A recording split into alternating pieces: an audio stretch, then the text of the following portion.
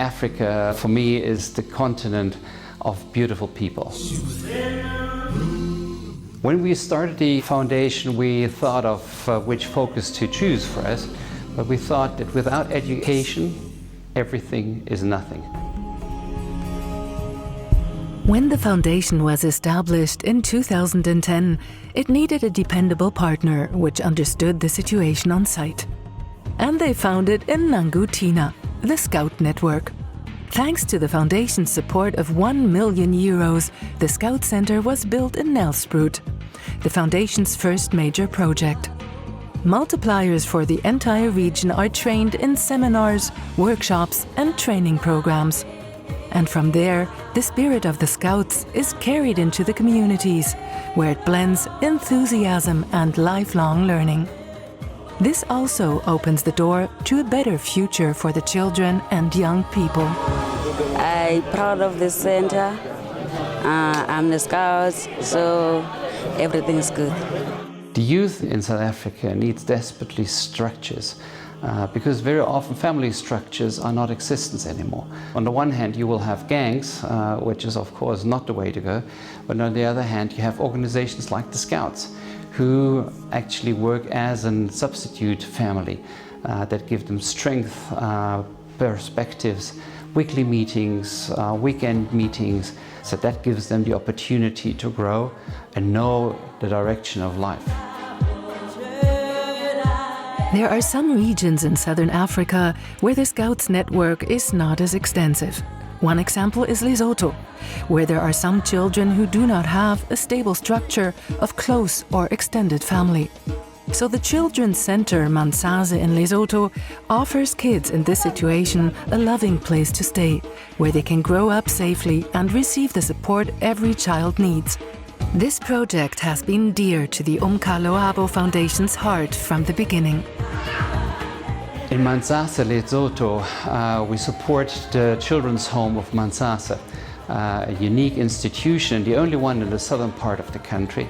And I've seen those ladies in that harsh environment of the Lesotho mountains, and it's just absolutely amazing to see how these kids are looked after. First and foremost, the Umckaloabo Foundation's projects emphasize education ranging from early childhood development all the way to vocational training for young adults. The Foundation's support and dedication extends to many different institutions in South Africa and has even made its way into neighboring countries. It has joined forces with the Samara Foundation in Eastern Cape, South Africa, in their efforts to build nursery schools and have them nationally certified. The many dedicated mothers who take part are given fundamental and advanced training in the field of education. The schools, which are often sparsely furnished, are equipped with toys, child-friendly furniture and educational supplies. You see, before, we don't have a chairs, we don't have a table, we don't have a cupboard, we don't have a mattress, we don't have a burglar, we don't have a security gate, we don't have tanks for water. I want to learn more. I want to learn more and more and more until the day it's my last day. This inspiring experience gave rise to the Foundation's project, A School for Africa. The first phase was completed in 2016 when St. Ignatius Secondary School opened its doors in Malawi, thanks in part to the funds raised through charity races in Germany.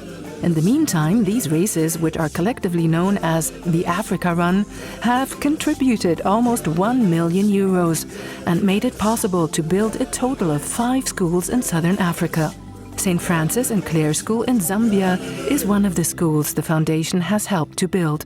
Remarkable partnerships keep emerging in our work with these institutions, and we encounter impressive people who work to make their schools a reality and team up with the Umckaloabo Foundation to achieve their goals. Sister Lois, she's our absolute power woman in Africa, a person you can't say no. She always demands a yes, even though it's a little one. She's an absolutely joyous person, and it's a pleasure to work with her together and develop the world into a better place. Father John Moyo, not a priest as you might imagine, but a hands-on guy. When I first met him, he actually was on a water pipe, fixing it for the village. So a very hands-on person, bringing the word and the deed together. In 2020, the 10-year anniversary of the foundation, the Don Bosco Tech Africa, was the focus of its financial support. The foundation has committed around 500,000 euros to a project that will offer a proper vocational education to more than 30,000 disadvantaged young people and give them a path to a better future.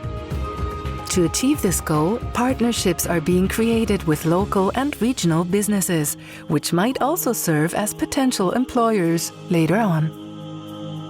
Don Bosco has been a partner all the way along, and we supported vocational training centers on a small scale here and there, as we believe they give kids what they need after finishing school, a perspective in getting a job opportunity.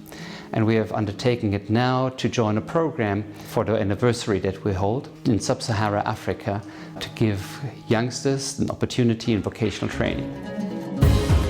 For over 10 years now, the Umckaloabo Foundation has been active on site in Southern Africa, focusing on sustainability and creating a healthy future for those who live there, especially children and young people.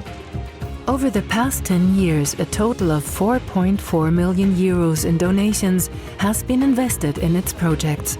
At the same time, the foundation also has a long-term commitment we want to act on every day, since there is no lack of work to be done in Africa. In the years ahead, we want to continue to help create opportunities for disadvantaged children and young people to have a better future. And we invite you all to become involved and take part.